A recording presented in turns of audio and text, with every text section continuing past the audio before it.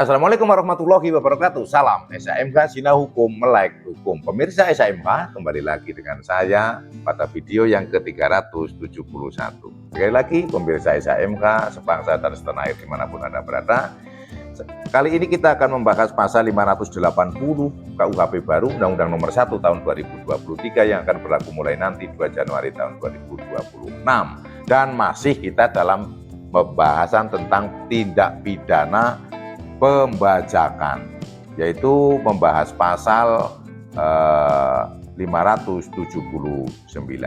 Namun untuk perbedaan di 579 dan 580 ini adalah ada beberapa poin ya. Dan ini ancamannya lebih tinggi lagi, yaitu 20 tahun. Ancamannya adalah 20 tahun. Paling tinggi. Dan bunyi pasal 580 KUHP baru ini ayat 1 berbunyi demikian. Dipidana dengan pidana penjara paling lama 15 tahun jika tindak pidana sebagaimana dimaksud dalam pasal 579.2 A dilakukan oleh 2 orang atau lebih secara bersekutu atau bersama-sama. Nah, jadi kalau yang karena penipuan tadi, yang merampasnya karena penipuan, menggalang, kemudian akhirnya pilot itu menyerahkan kepada si pelaku, diancam 12 tahun, itu kalau pelakunya sendiri.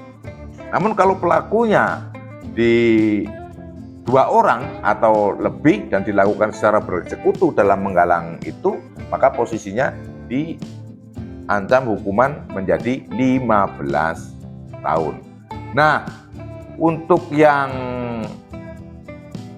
579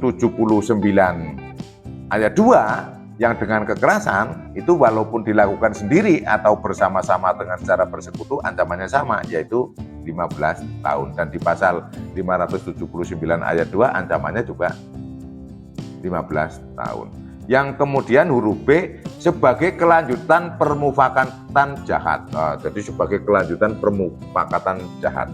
Jadi mufakat jahat kan sudah disepakati di darat, ini katakanlah di sebuah hotel. Oh ya, nanti setelah besok saya terbang minggu depan tanggal sekian dan sebagainya kita lakukan. Nah, itu kan sudah merencanakan nih mufakat jahatnya kan di hotel, dan masih di minggu pertama katakanlah, nanti ditentukan pada tanggal 11 katakanlah, nah baru jalan. Maka yang tanggal 11 kejadian yang menyerahkan pesawat pada saat penerbangan itu oleh pilot karena sudah dengan cara tipu muslihat atau dengan cara yang lain, bagi seperti yang saya sampaikan, tergalang ini si pilot akhirnya menyerahkan kepada si pelaku, dan itu merupakan berarti bentuk dari kelanjutan permufakatan jahat. Nah, itu ancamannya juga 15 tahun. Huruf C, dilakukan dengan perencanaan. Pasti saya bisa menyatakan kalau terjadi seperti itu pasti ada perencanaan terlebih dahulu kan. Sekecil apapun itu, oh ya besok saya terbang tanggal 11, sudah masuk perencanaan. Saya besok naiknya begini, pasti ada. Kemudian, mengakibatkan luka berat. Itu juga dihukum 15 tahun. Kalau posisi pelakunya yang sendiri loh ya ini ya.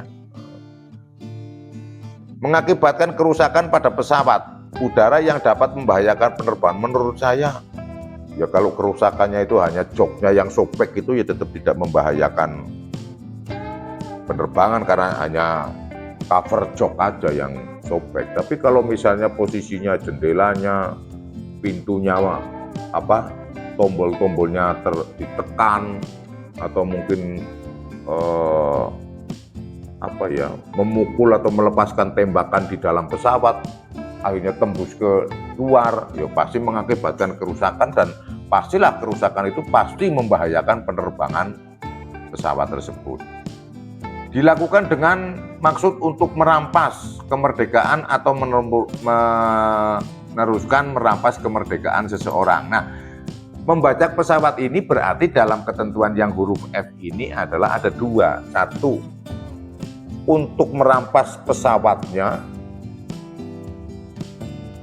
atau dia ingin merampas seseorang, katakanlah pokok penting yang ada di dalam pesawat ini supaya dapat tersandra oleh yang bersangkutan. Nah, kan gitu kan.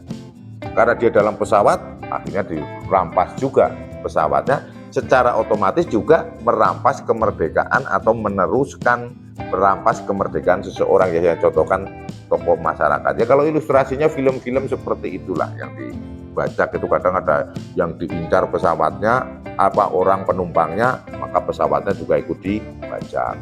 Kemudian ada juga yang membajak pesawatnya, yaitu tadi untuk nanti menabrak gedung, itu contohnya itu. Ayat 2, jika tindak pidana sebagaimana dimaksud pada ayat 1 mengakibatkan matinya orang atau hancurnya pesawat udara tersebut dipidana dengan pidana penjara seumur hidup atau pidana penjara paling lama 20 tahun. Nah, ini jika ada orang yang mati akibat perbuatan-perbuatan itu, ini diatur di pasal 580 ayat 2, ancamannya lebih tinggi, yaitu 20 tahun atau juga pidana seumur hidup. Hancurnya pesawat udara tersebut. Nah, hancurnya pesawat udara tersebut secara hampir bisa dipastikan mati kan pelakunya yang di dalam. Namun ingat bahwa pelaku pembajakan itu tidak seluruhnya main atau berkegiatan di dalam pesawat. Ada juga yang di luar pesawat, di darat. Bosnya main telepon begini, nanti begini, ada kan. Nah, makanya dia kan dilakukan secara bersekutu tadi. Dan kalau yang bersekutu dan mengakibatkan orang mati, seumur hidup.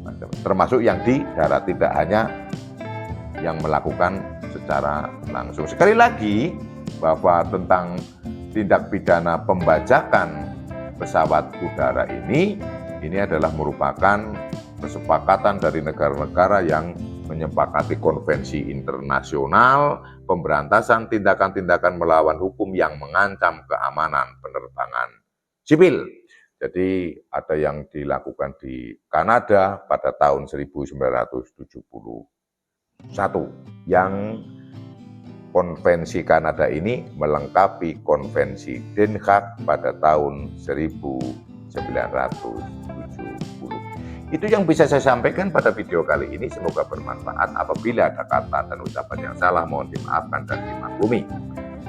Tonton terus seluruh video SHMH dari awal sampai akhir. Jangan di-scroll agar paham KUHP baru. Dan berikan saran masukan pada kolom komentar yang membangun, sehingga saya bisa lebih maju dalam membawakan channel SHMH Sinau Hukum, Melek Hukum. Wassalamualaikum warahmatullahi wabarakatuh. Terima kasih.